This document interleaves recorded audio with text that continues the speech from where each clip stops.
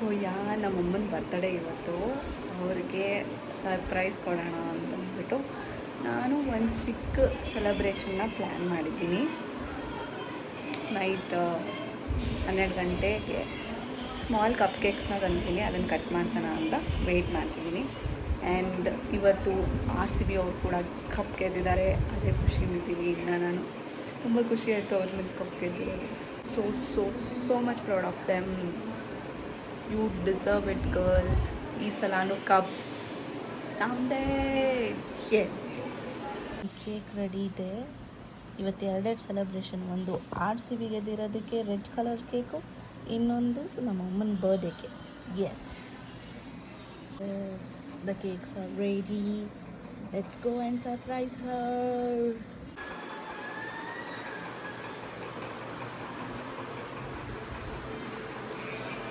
Happy birthday to you.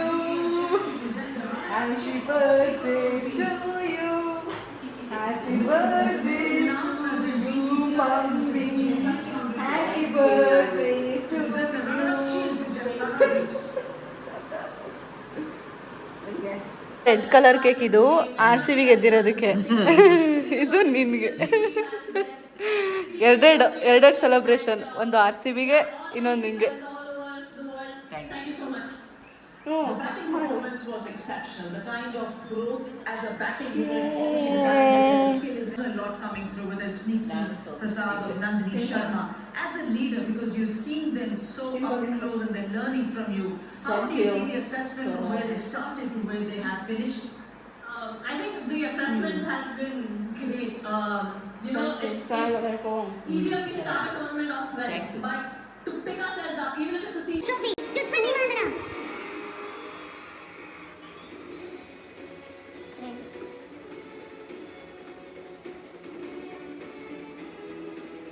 Smriti Mandana stood at the summit today with her best friend today.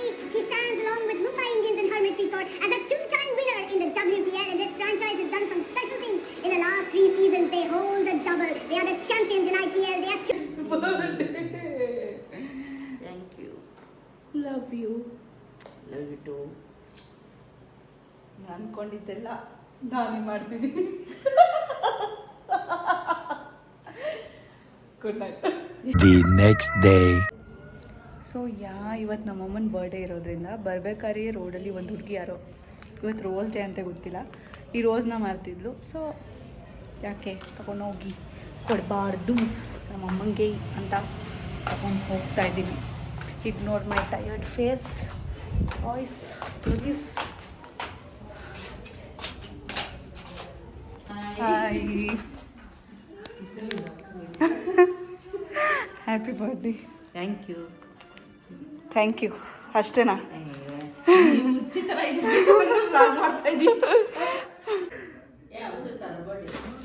Happy birthday to you. Happy birthday to you.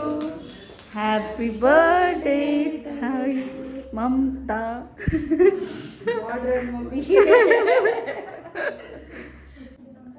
ಇಲ್ಲಿ ನೋಡಿ, thanks aunty. ಉದ್ದ ಆಗ್ಬಿಡಿದ್ಯಾ ಕಡೆ ನೀನು. ಹೌದಾ?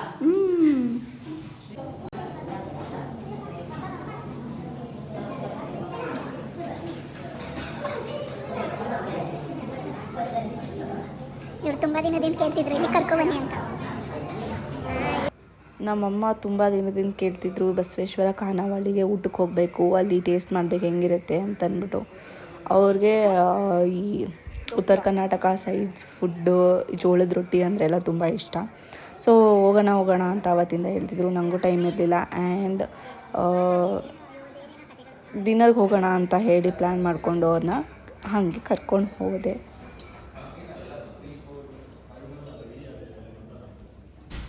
ಬನ್ನಿ ಬಸವೇಶ್ವರ ಖಾನಾವಳಿ. ಎಷ್ಟೊಂದು ದಿನದ ಆಸೆ. ತಿನ್ನಬೇಕು ಅಲ್ಲಿ ಹೋಗ್ಬೇಕು ತಿನ್ನಿ.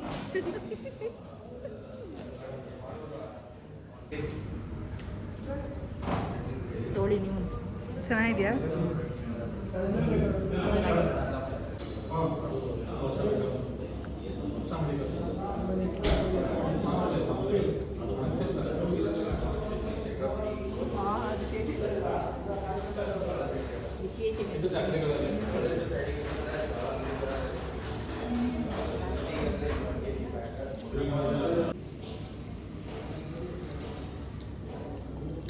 ಜೋಳದ ರೊಟ್ಟಿ, ಎಣ್ಗಾಯಿ ಪಲ್ಯ, ಆಮೇಲೆ ಇದು ಮೆಣಸಿನ್ಕಾಯಿ ಬಜ್ಜಿ, ಆಮೇಲೆ ಇದು ಸಲಾಡ್ ಥರ ಕೊಟ್ಟಿದ್ದಾರೆ. ಇದು ಹಪ್ಪಳ, ಡೋಕ್ಲಾ, ಚಟ್ನಿ,